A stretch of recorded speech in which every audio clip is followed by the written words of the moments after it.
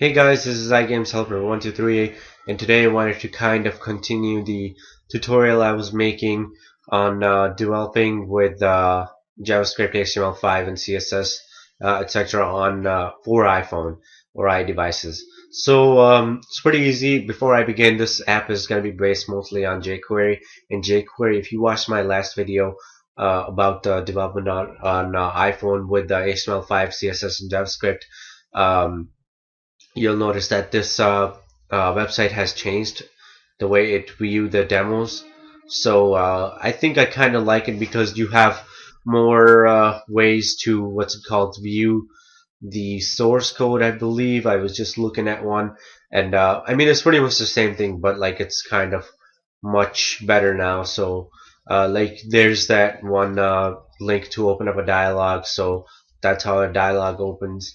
So you can just literally just copy this code and replace this HTML link with your own HTML, and then there's your dialog, and you can even change this to whatever. So you know that this is a very nice start site to learn jQuery and its functions and stuff like that. So if you're having trouble with jQuery, simply just go into jQuery.com, jQueryMobile.com, click 1.3.0 or whatever the stable release is at your time, and then just click the demos.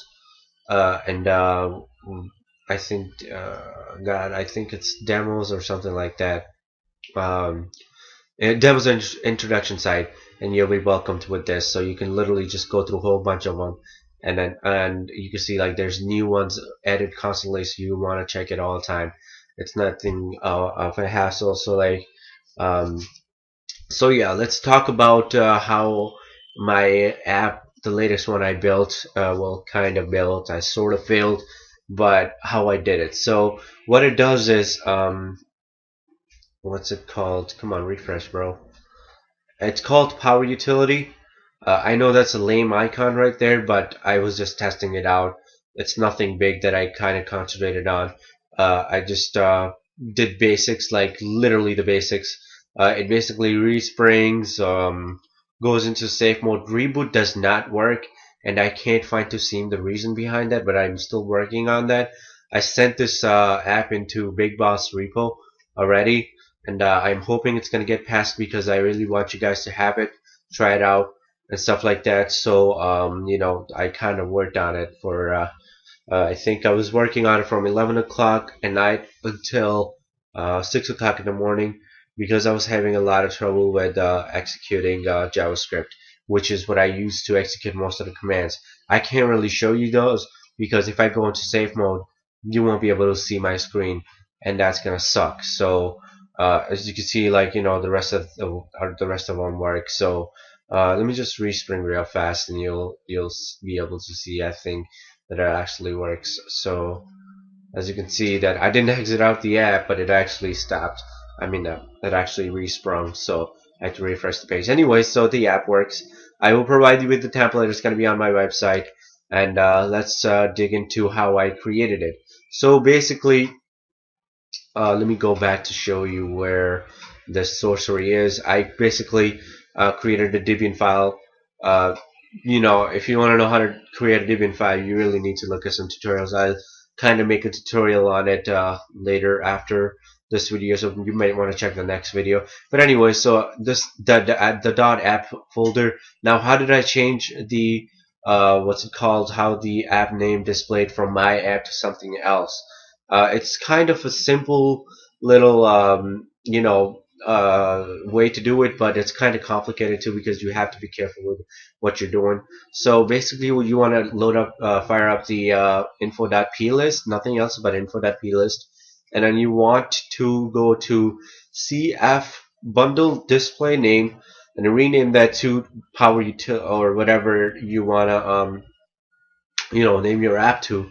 And what that is going to do is the display name basically means what is going to be displayed on Springboard. So this is the name of your app that is going to be displayed on the Springboard. Now CF bundle executable is also, if you want to change it, go right ahead. If you don't, but then it doesn't really matter. But executable is basically the name of the binary. So if you did change the name of the binary, then it has to be the same name on the binary itself. So for example, mine is power. had to name the binary power 2. It's just to tell people that, hey, this is my app. Every aspect of this app is mine. Obviously, except the SRH script, but they won't notice that. All they will notice is that you actually worked on this app if they're smart. If not, then it doesn't even matter. But then there's icons.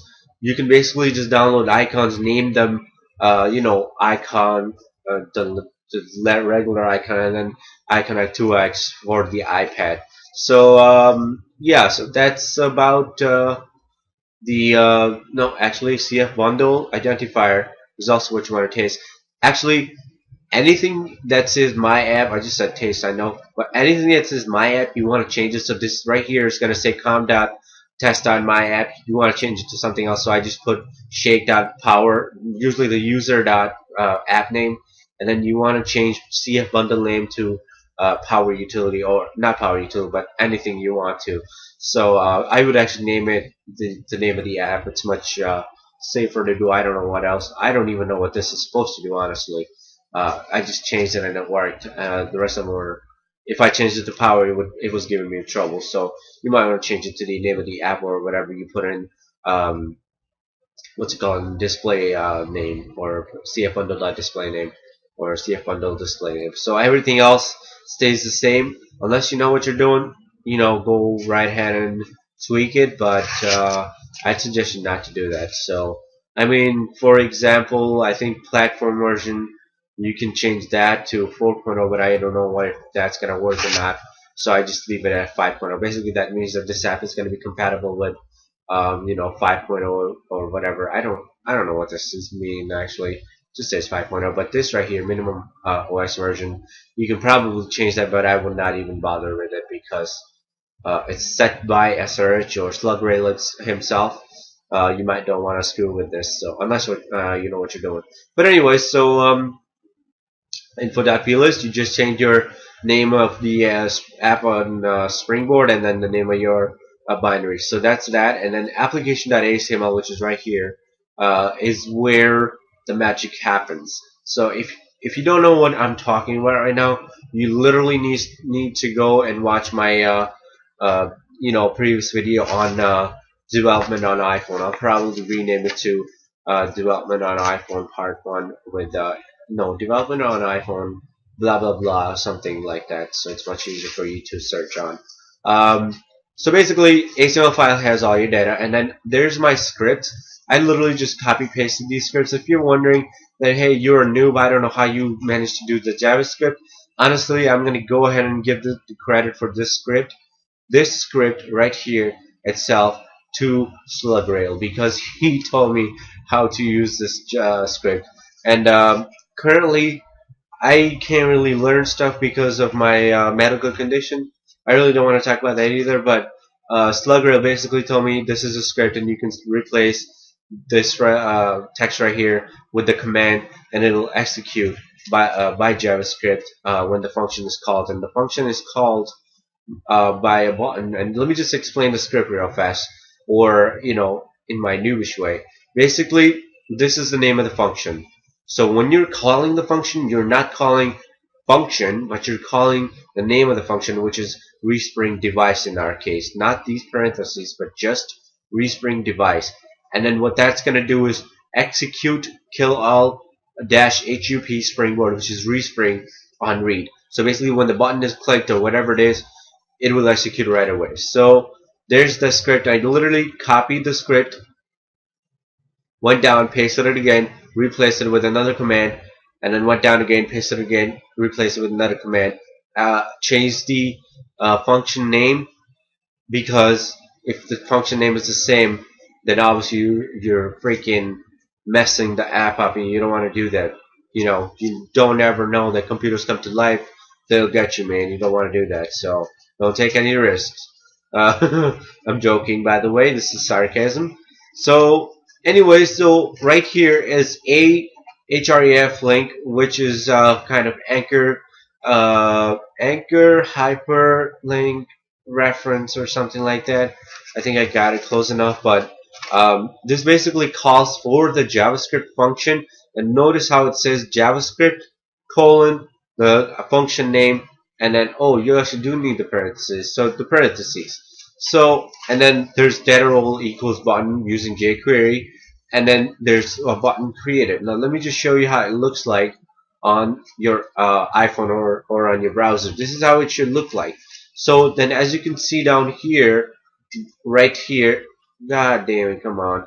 So as you can see right there, right there, right there, that at the bottom left, you can see JavaScript respring device. That's the name of the function, and JavaScript itself. So when you press the button, the JavaScript is being executed. Now obviously it's not going to work on my PC because it's a freaking PC, but as you can see that this works right here.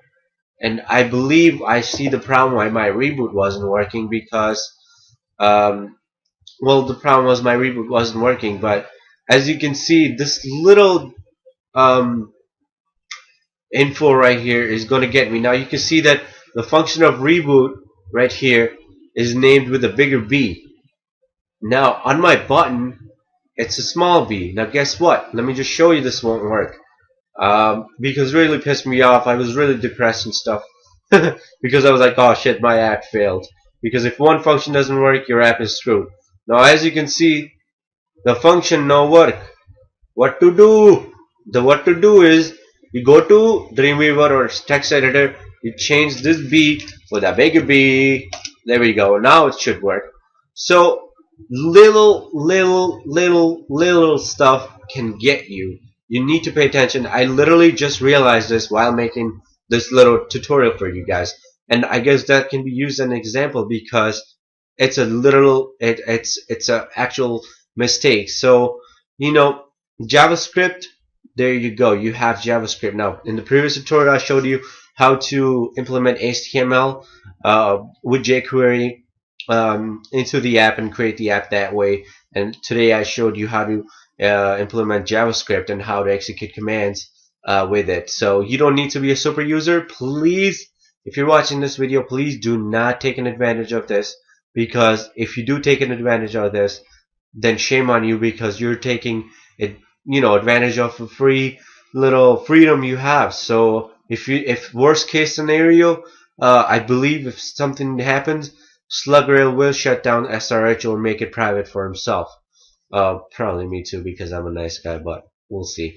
But anyways, you don't want to take advantage of this, because you don't want Apple on this method. Please take a good advantage of this, and don't be the bad guy, basically, because I know there's a good person in every single person. And I'm not trying to be a psychopath, or not psychopath, psychiatrist, but I'm trying to be a freaking human being, and please don't be a bitch. Straight enough. So anyways, so as you can see, the rest is everything that has been mentioned in the previous little tutorial I made. So I hope this tutorial helped you out. JavaScript has been implemented into this little tutorial story of ours, and I hope I get some comments, feedbacks on my videos from you guys, or this video from you guys. If you would like a nicer tutorial with less blah blah blah, or blah blah blah about what I'm doing, it will be kind of appreciated, because I really want to know what you guys think about how I'm showing you stuff. I'm sorry that I'm a beginner. I wish I could do more for you guys, but I am trying to spread this way of creating apps on Windows for free without any hassle, easily. And I know there's a lot of good web designers out there, so I will link you guys up with the Big Boss repo, or Big Boss kind of what's it called, approves my app, but that's the actual command to reboot, actually. So I will link you guys up with that, or update you guys on that. So I hope you guys have fun. I will be making more tutorials, and see you guys in the next video. Peace out.